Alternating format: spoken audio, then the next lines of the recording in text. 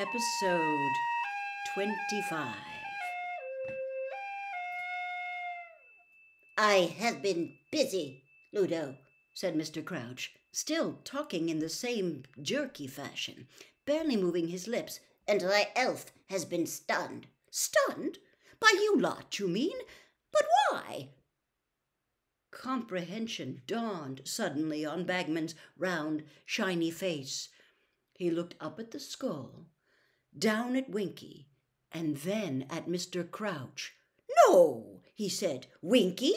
Conjure the dark mark? She wouldn't know how. She'd need a wand for a start." "And she had one," said Mr. Diggory. "I found her holding one, Ludo. And if it's all right with you, Mr. Crouch, I think we should hear what she's got to say for herself." Crouch gave no sign that he had heard Mr. Diggory, but Mr. Diggory seemed to take his silence for assent.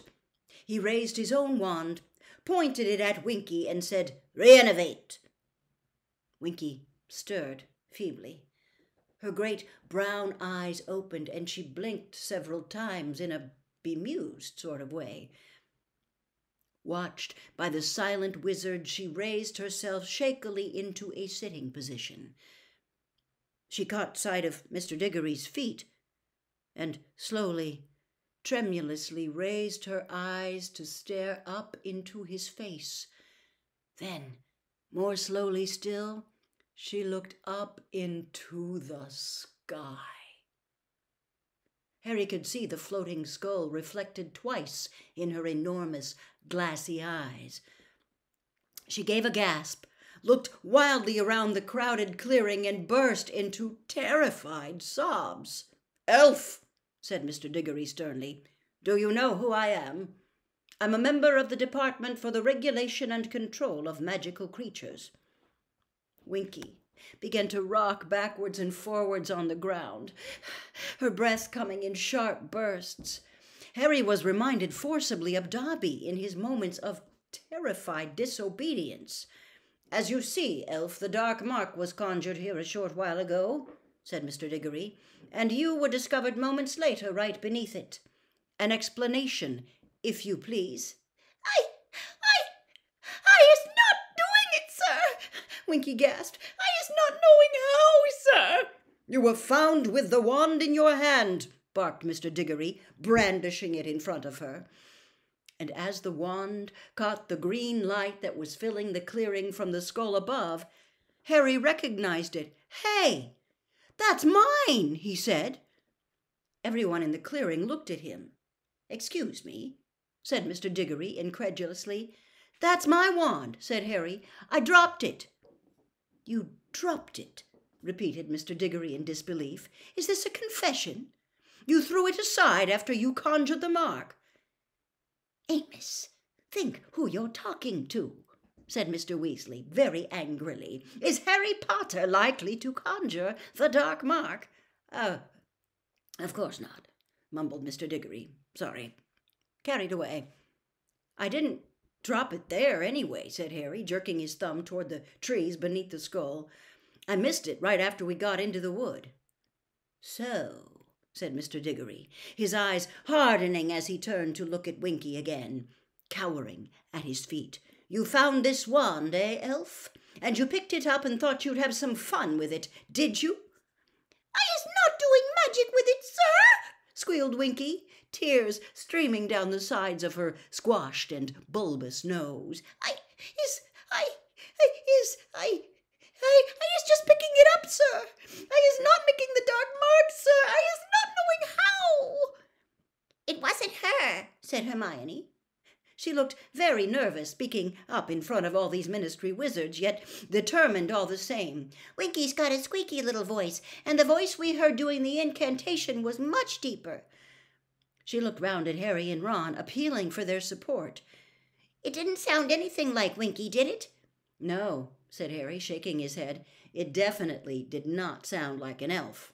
"Yeah, it was a human voice," said Ron.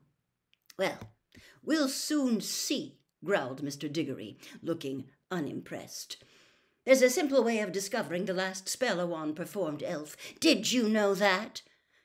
Winky trembled and shook her head frantically, her ears flapping as Mr. Diggory raised his own wand again and placed it tip to tip with Harry's. "Prior incantato!" roared Mr. Diggory. Harry heard Hermione gasp, horrified, as a gigantic, serpent-tongued skull erupted from the point where the two wands met. But it was a mere shadow of the green skull high above them. It looked as though it was made of thick grey smoke, the ghost of a spell.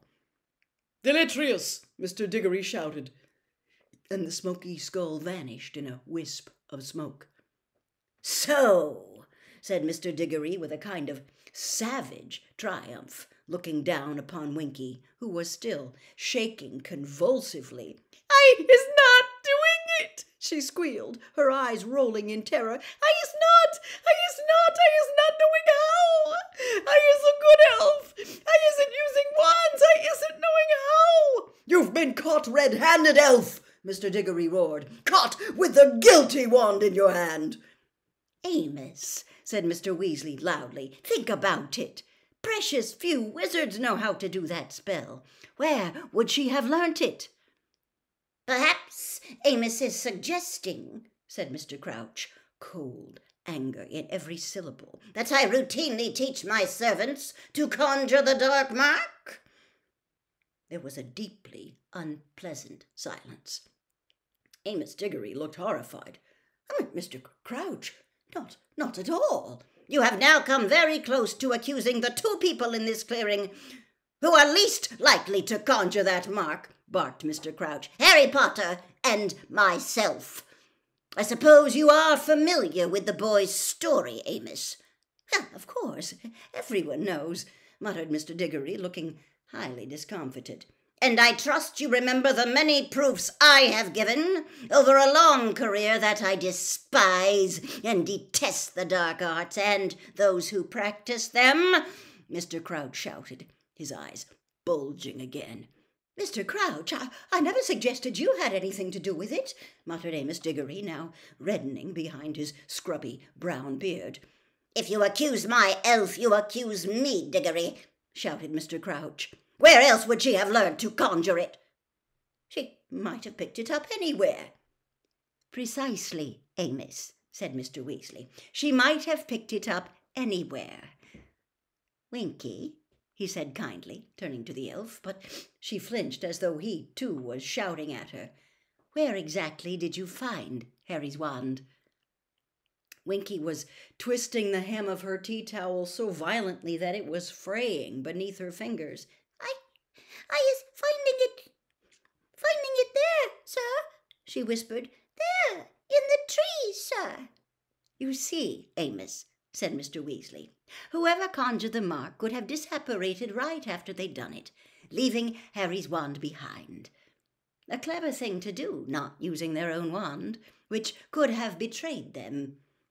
And Winky here had the misfortune to come across the wand moments later and pick it up." "But then she'd have been feet away from the real culprit," said Mr. Diggory impatiently. "Elf, did you see anyone?" Winky began to tremble worse than ever. Her giant eyes flickered from Mr. Diggory to Ludo Bagman and on to Mr. Crouch. Then she gulped and said, "I is seeing no one, sir. No one." "Amos," said Mr. Crouch curtly, "I am fully aware that in the ordinary course of events you would want to take Winky into your department for questioning. I ask you, however, to allow me to deal with her." Mr. Diggory looked as though he didn't think much of this suggestion at all. But it was clear to Harry that Mr. Crouch was such an important member of the ministry that he did not dare refuse him. "You may rest assured that she will be punished," Mr. Crouch added coldly. "Master," Winky stammered, looking up at Mr. Crouch, her eyes brimming with tears. "Master, please." Mr. Crouch stared back, his face somehow sharpened, each line upon it more deeply etched. There was no pity in his gaze.